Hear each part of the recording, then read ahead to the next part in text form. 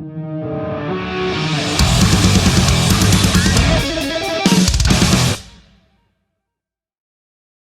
thanks for joining us on the show, dude. It's really good to actually sit down with you and have a chat with someone that obviously you host the racket and you're a musician and you're someone that I've respected for a very long time. So thanks for hanging out, dude. No worries, man. Thank you for having me. Yeah, too easy, man. Too easy, of course. Man, you've got a bunch of stuff on the go right now. Apart from your friend on your shoulder, you've got this run of shows with Run, Svalbard coming up this week. That's Yep. massive. You're dropping singles. It's all happening, man. So, of course, let's start from the top. This Svalbard tour is pretty amazing. Like, what are you looking forward to about that? Well, we haven't played since that last time I saw you, actually. Well, since that tour, since the Amity tour back in January. So it's been, what, like 3 months, 3 or 4 months without gigs. So I'm really looking forward to getting back out there and hanging out with some British people for a few days. They could, So they, I, they I, could I absolutely love Svalbard. So I'm super keen to actually finally see them. Yeah, that's awesome, man. They're a fucking sick band. They're Mm. so good, man. So that'll be good. That'll be a good show. And I liked your set at Sopo as well with Amity. See, I can't even talk properly tonight. Let me Amity. Amity. That was incredible, dude. That was such a good Yeah, show. thank you, man. Big run That though. was a fantastic tour. Definitely the best Australian tour I've ever done. What made it the best for you though? Like what was it? What was it about that tour that was top notch? Just I guess the crew, all the bands like Alpha Wolf, Terminal Sleep, Run. We all got along super well. Everyone was hanging out. Amity were kind of a little bit, I don't know if I'd say antisocial, but they sort of just keep to themselves a bit. Hmm. But I'm, still go back many years with most of those dudes, and it was great to finally play some shows with them again for the first time since I think my very first band that used to gig with them back in the day. And just, when you, even though we're the opening band, when you're playing with a band like Amity, people coming out early, packing out the shows, a whole bunch of them was sold out. So it was just crushing it, and couldn't really ask for that much more. We all had a great time getting along. Rum was in just like a really good spot, and the vibes were high. It was super sick. Yeah, man, it was really good energy. And you know what? It seemed that thing with Amity, they've got that fan base that's like the old men like me. I don't know how old you're a bit younger than me, I think. How I'm old are you? 36. 36. Yeah, yeah. I'm like 43. So but it was right in that pocket. When I remember we used to book them back in the day when I was working at the music store, they'd come up and they'd do an in-store and stuff like that in a tiny Mm. room about the size of this. And now you just wouldn't fucking see that. But Yeah. they're fans. They've got the fan base from there, and they got the younger fan base now. So you would have gotten, you know, a bunch of the people that may not have seen you before, from the old school and the new school, which is really, really cool. Yeah, like we'd played the Gold Coast once before with Antagonist, and I think there was probably about 120, 130 people at that show.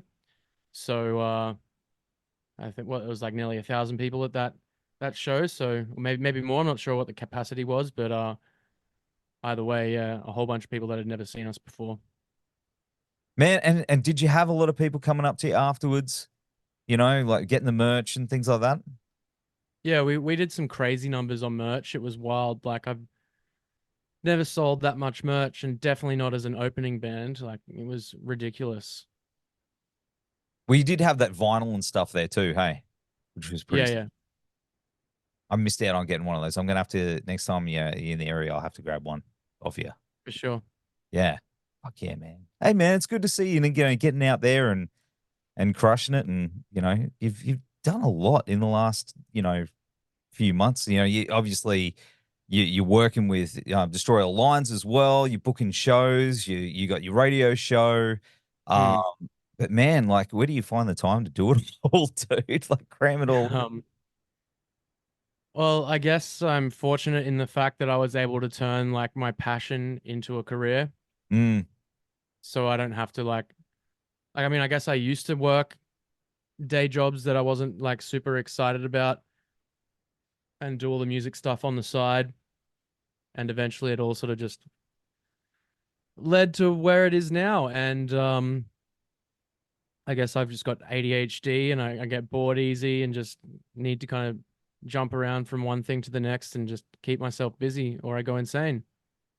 I get that, dude. No, you've got to. I've got that thing where it's like I have to constantly keep that creative Mm, flow going, or I get like super low. It's yeah. I don't know what it is, man. Maybe it's the whole thing with gives you something to look forward to and keep you rolling. Maybe that's my perspective anyway. Yeah, I think we also like as human beings tie up a lot of validation and sort of self-worth and stuff into Mm.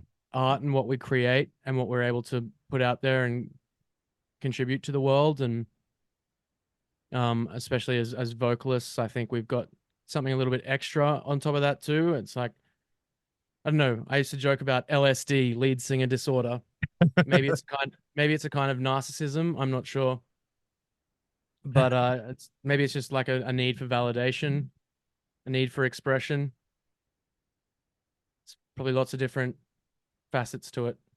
And I think the more you look into it, it sends you a bit crazy. Hey, like I've Yeah, tried to yeah. analyze it so much, and you go, "Now, man, stop, sit, just you go down the rabbit hole." Yeah. But man, I will say, like, what you're bringing out musically now is really, really fucking good. I mean, what you sent me before, I listened to it. I was like, oh God, I had to listen to it. But I've heard the singles prior to that, and I really like where Run is heading. Like, where do you feel you are at in Run's musical creative cycle at the moment? Well, I guess we originally it sort of started as like this hybrid of ideas of what I kind of like wanted to sort of I just wanted to make like my dream band, I suppose, Mm, and have a little bit of everything that is like 'cause obviously I love a whole bunch of different sort of styles of heavy music and I really wanted to just kind of bundle it all up into one and do like a metalcore band that was kind of black metal, but also had like a post metal sort of vibe going on. I suppose the original sort of template was maybe like, what if we took the riffs and the vibe of Death Heaven and mm, transplanted that across into like like the structures of like stadium metalcore kind of stuff like Parkway and Amity because I didn't really think that there was anyone doing a combination of styles quite like that, and that was the idea, just to try and do something unique that also really scratched all my itches. And the first EP was just, I guess, like an experiment, a bit of a collaboration in the studio, and then from there it kind of became a real band, and some other people got involved, and Aaron, the guy that wrote most of the new EP. He wrote all but one of the songs. Lewis, the other guitarist, wrote.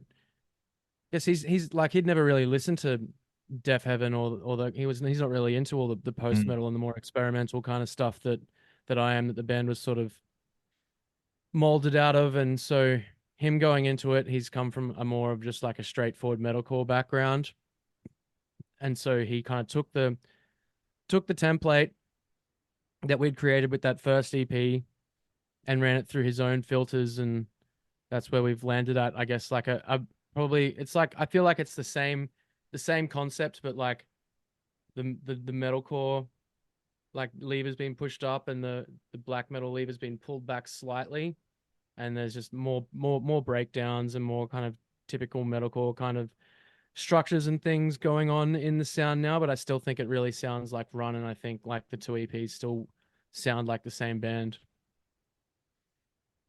It's really, really good, dude. Because I know, like you said it before, and I was like, oh, are we gonna talk about? Is it like gonna be a surprise? But I know you'd Yeah, have well, touch. we'll just talk about it. Like I'm not That's gonna say the release date or anything, just because nah. like we just want to kind of throw it out there. But we've been drip feeding these singles, and then in June we're just gonna drop the full thing. I just kind of whatever reason just decided I couldn't be bothered with the typical kind of release rollout and advertising a release date and pre-orders and all of that. And I suppose working in music in the way that I do, sometimes I just want to do things a little bit differently. And I thought it would just be fun to kind of drop singles along the way. And because the artwork is just kind of creates this bigger picture. Yeah. And as the singles have been coming out, it kind of you kind of get a little bit of a glimpse of what the bigger picture is, and then when it's all out there, it's going to all kind of coalesce, and the vision and the concept with the seasons and everything will all sort of be self-explanatory, I hope. I really want to dig into it. I'm gonna give it another crank tomorrow morning on my way to work. And I've been looking at, like, with the seasons and everything. How does that, if you don't mind talking about it, how does that tie into what you've been through over the last couple of years? Does it tie into that, with, you're recovering, with your health battle and everything like that? Um, I guess we did a single, I think a couple of years ago now, called "Everyone's Cancelled, Everything's Cancer," Yeah. and that was kind of like I just really wanted to have that as a bit of a full stop Okay. and just a purge on that kind of chapter of my life. And I just didn't like, I know, like, I've talked to a few people sort of about different concepts for art and videos and stuff leading into this, and people had, like, those video directors that wanted to do stuff like make a video of me in in hospital, but it's like an exorcism or something, and just like people just like wanted to lean into the Mm, cancer vibe, and I just personally just didn't really want to keep dwelling on it. And so I was like, oh, we're going to write this one song that's just like me getting all the negativity of cancer and that and the pandemic and those whole few years that kind of dovetailed together, get all that bullshit off my chest and move on. And I suppose the new EP, it's called True Heaviness is Time, and the concept is kind of just a bit more about how after everything that I've been through, um the most truly heavy and kind of inescapable factor of reality and the cause of like a pain that everybody ever it has to feel is the passage of time, yeah. and how that is just kind of like a heavier concept than having brain cancer. But at the same time, I'm not like trying to be sad about that. Like, Run's operative word thematically, I suppose, has always been like bittersweet. Mm, I suppose I've tried to kind of have a bit of a positive sort of vibe, and sort of I think it's kind of a little bit like, oh, we're all gonna fucking die, and you can't fucking stop the clock, but fuck yeah, like live and yeah. enjoy what you have.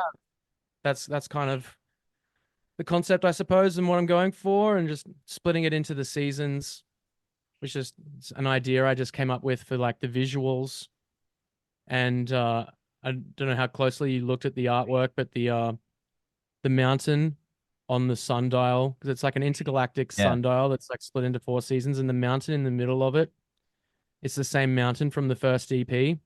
So it's just like it's kind of just like the first song, like For You on the first EP, it's like a little tree, and it grows up from that throughout all these massive mountains and gets into outer space.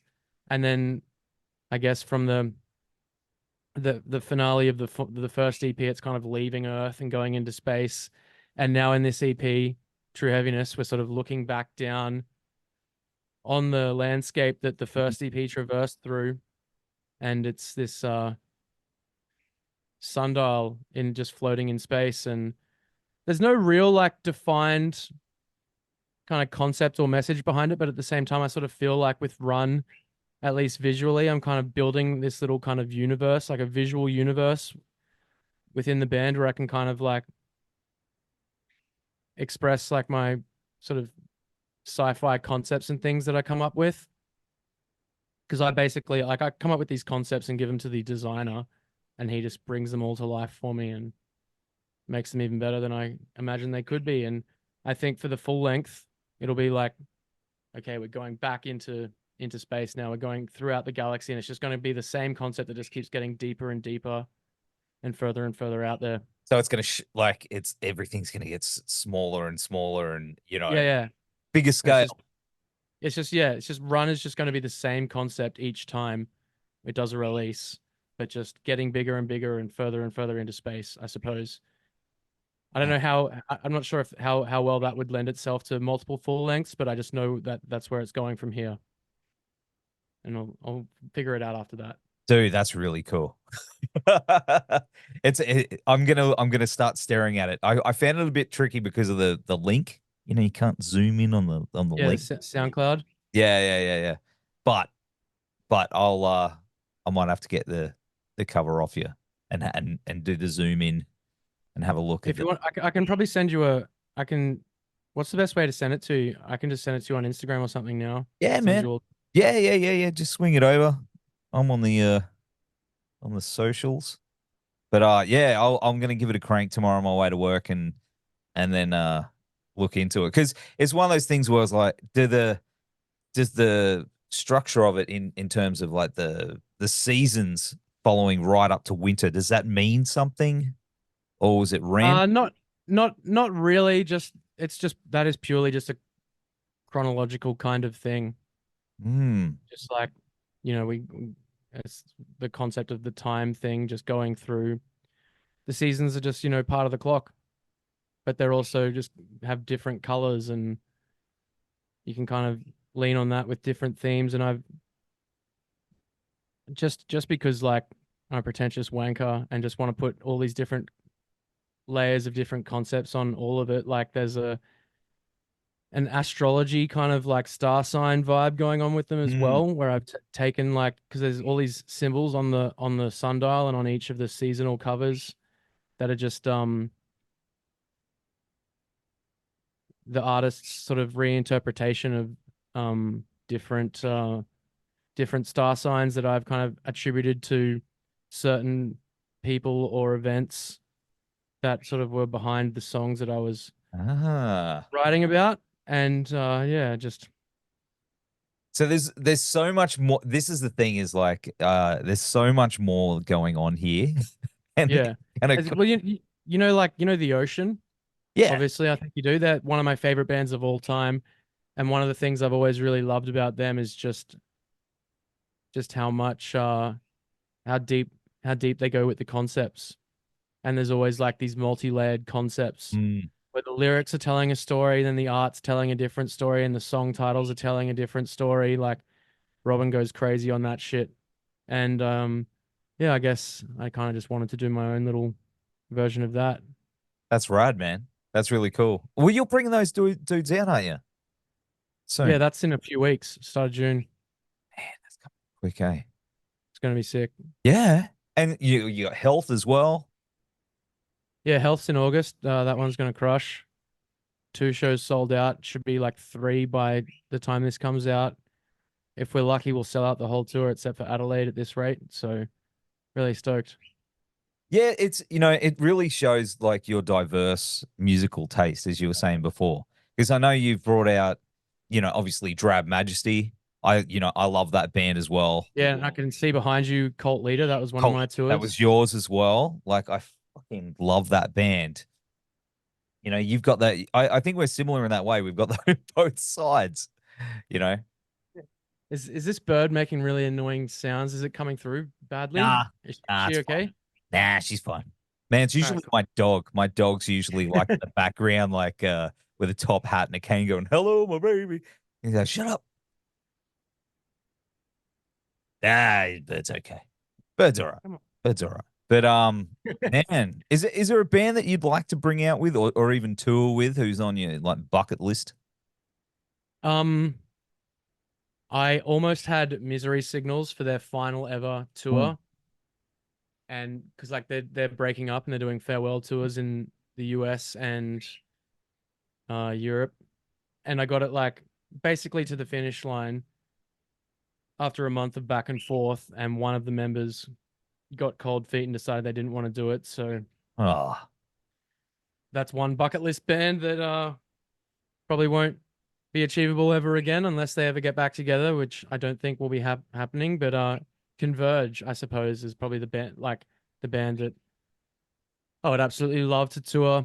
Just been a huge fan of them for a long time, and I feel like they kind of have like a bit of a prestige about them that if you I feel like if you booked Converge, like you've really earned it. So that's what I'm hopefully going to be ticking off eventually. That'd be cool, man. Hey, like a Yeah. Converge run, like tour. Um, Would I don't that know. I be? don't. I don't want to get. I don't want to get too nepotistic with what I do. Like, chucked us on Svalbard, and it's going okay, but it's not going like it's not selling incredibly or anything. So I just. Yeah. I just want to make sure it never looks like runs just doing way too much just because of or getting too many opportunities that aren't fair just because of the position that I'm in with work. So I got to try and be be sparing with it and just Hmm. not overdo it.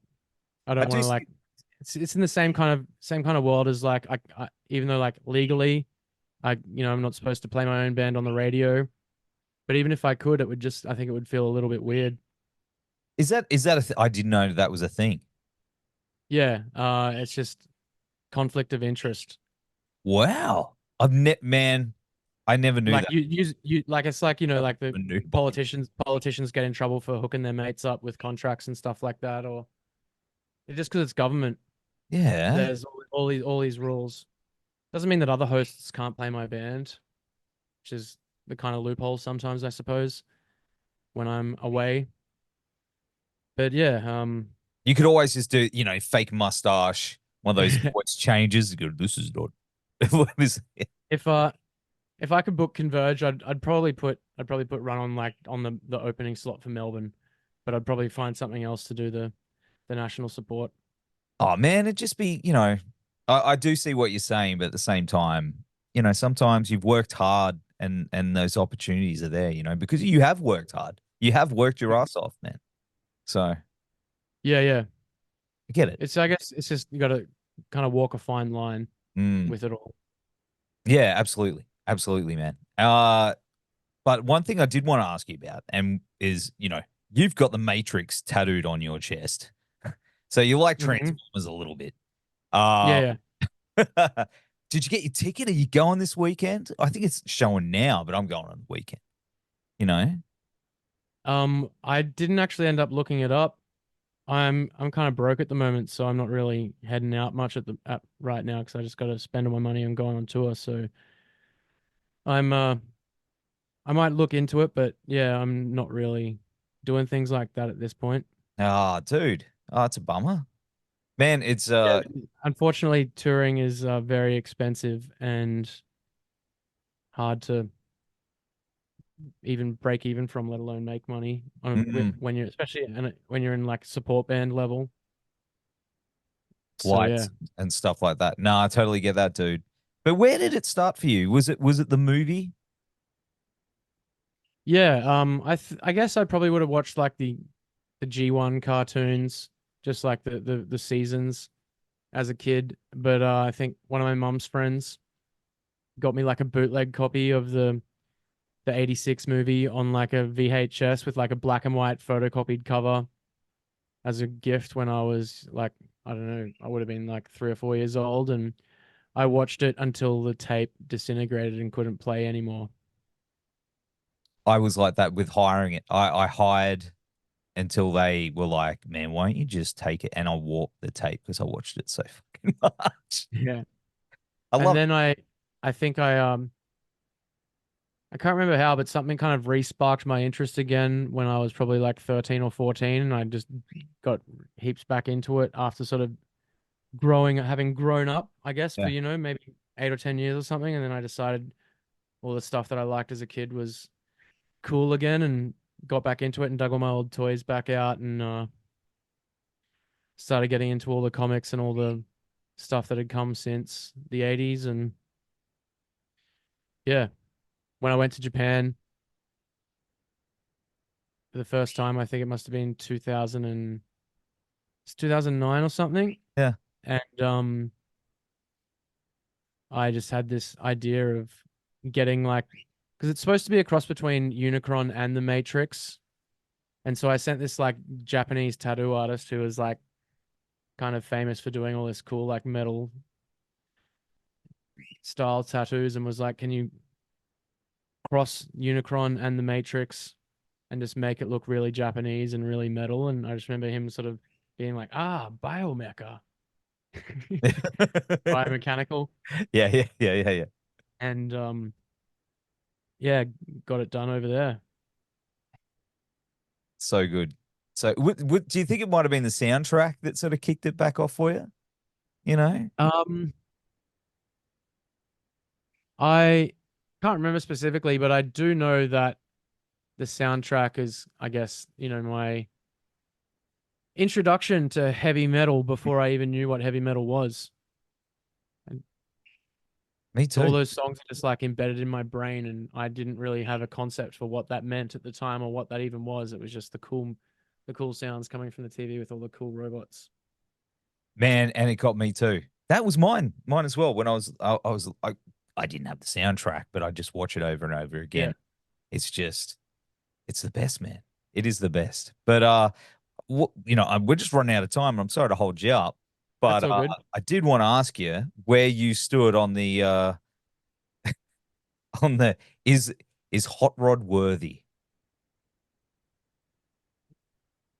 Um, I guess as a kid, I never thought he wasn't. I didn't even know that it was like in contention until Mm, I was older.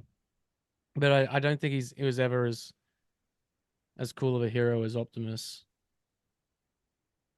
no, but he's my But favorite. Hot Rod is. Yeah. Yeah, I've still got a Hot Rod figure out there. I got a whole bunch of toys in the next room. I think you can see my Prowl down there. It got knocked off and its head needs to be screwed back on. No. It fell off the shelf, but yeah, I got a whole bunch of toys hanging around just past that door. Oh man, I love it. Like that's my whole thing is metal and nerdy Metal shit. and Transformers. Yeah, man. Yeah, I got a whole shelf of that stuff. But man, do you still cry when you watch it? I'm horrible.